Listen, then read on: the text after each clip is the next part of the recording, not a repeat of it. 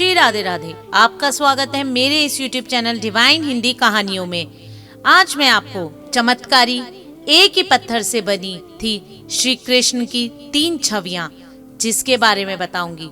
अगर आपको मेरी ये जानकारी पसंद आए तो कमेंट बॉक्स में कमेंट जरूर करें। एक ही पत्थर से बनी थी कृष्ण की 3 छवियां। मुखारविंद गोविंद देव जी, वृक्ष स्थल गोपीनाथ जी और चरण मदन मोहन जी। धार्मिक मान्यता है कि इन तीनों मंदिरों में एक साथ दर्शन करने से मोक्ष की प्राप्ति संभव है। राजस्थान के करौली जिले में है मदन मोहन जी का मंदिर।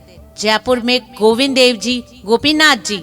राजस्थान की धरती अपने प्रख्यात मंदिरों और चमत्कारों से भरी हुई है। यहाँ हर प्रख्यात मंदिर के पीछे एक अनूठी कहानी है। इसका अपना एक ही इतिहास है। ऐसे ही राजधानी जयपुर में बसे श्री राधा गोविंद देव जी और गोपीनाथ जी और करौली जिले में बसे मदन मोहन जी की प्रसिद्ध मंदिर है, जो कि भगवान कृष्ण की अलग अलग छवियों के विग्रह न केवल श्रद्धालुओं की आस्था का केंद्र है। धार्मिक मान्यता है कि इन तीनों मंदिरों में एक साथ दर्शन करने से मोक्ष की प्राप्ति संभव है। इसी मान्यताओं को लेकर अनेक श्रद्धालु इन तीनों मंदिरों में एक ही सूर्य में मतलब एक ही दिन दर्शन को पहुंचते हैं। श्री कृष्ण के प्रपौत्र ने बनवाई थी मूर्तियां। करौली राज्य परिवार के राज्य पुरोहित पंडित प्रकाश शर्मा जति के मुताबिक ऐसी धार्मिक मान्यता है कि एक बार भगवान कृष्ण के पड़पौत्र ने अपनी दादी से भगवान कृष्ण के स्वरूप के बारे में पूछा और कहा कि आपने तो भगवान कृष्ण के दर्शन किए हैं, उनका स्वरूप कैसा था। भगवान कृष्ण के स्वरूप को जानने के लिए उन्होंने जिस काले पत्थर पर कृष्ण स्नान करते थे उस पत्थर से 3 मूर्तियों का निर्माण किया। पहली मूर्ति में भगवान कृष्ण के मुखारविंद की छवि आई, जो आज जयपुर के गोविंद देव जी मंदिर में विराजमान है।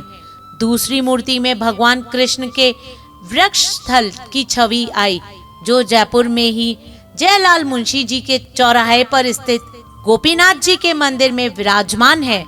तीसरी मूर्ति में भगवान कृष्ण के चरणारविंद की छवि आई, जो आज करौली में भगवान मदन मोहन के रूप में विराजमान है।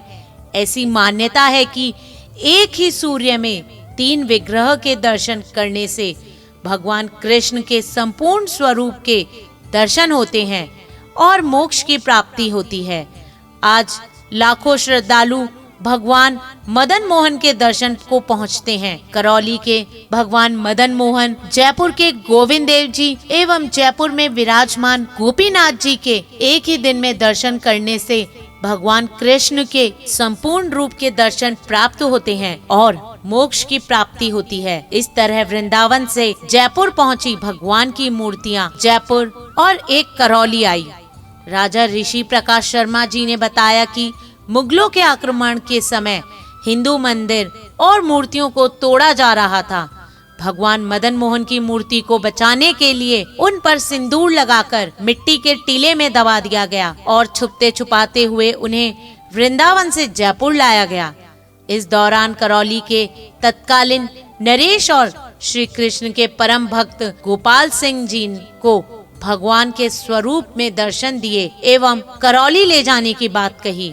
गोपाल सिंह जयपुर पहुँचे और मूर्ति करौली लेकर जाने की बात कही तो गोपाल सिंह से मूर्ति पहचानने के लिए कहा। कहते हैं कि इस दौरान राजा गोपाल सिंह की आंखों पर पट्टी बांधकर मूर्ति पहचानने के लिए कहा। कहा जाता है कि भगवान मदन मोहन जी ने उनकी उंगली पकड़ ली, जिसके बाद भगवान मदन मोहन की प्रतिमा करौली पहुंची और महलों के बीच बने भगवान राधा गोपाल जी के मंदिर में स्थापित हुई। करीब 300 वर्ष पूर्व भगवान मदन मोहन का विग्रह करौली के तत्कालीन नरेश और भगवान कृष्ण के परम भक्त गोपाल सिंह करौली लेकर आए थे, जिन्होंने करौली के राजमहल में बने राधा गोपाल जी के मंदिर में स्थापित किया गया। मंदिर में भगवान मदन मोहन राधा रानी जी के साथ विराजमान हैं, तो भगवान बाईं ओर राधा गोपाल जी एवं दाईं ओर राधा ललिता जी की मूर्तियां विराजमान है। भगवान मदन मोहन मंदिर के गौड़ीय संप्रदाय के अनुसार पूजा अर्चना की जाती है। ऐसी मान्यता है कि भगवान कृष्ण के पड़पौत्र पद्मनाभ के हाथ से निर्मित श्री कृष्ण की तीनों मूर्तियों में एक ही प्रतिमा भगवान मदन मोहन के रूप में करौली में विराजमान है। धन्यवाद। अगर आपको मेरी ये जानकारी पसंद आए तो मेरे इस चैनल को लाइक, सब्सक्राइब तथा शेयर करना ना भूले। श्री राधे राधे।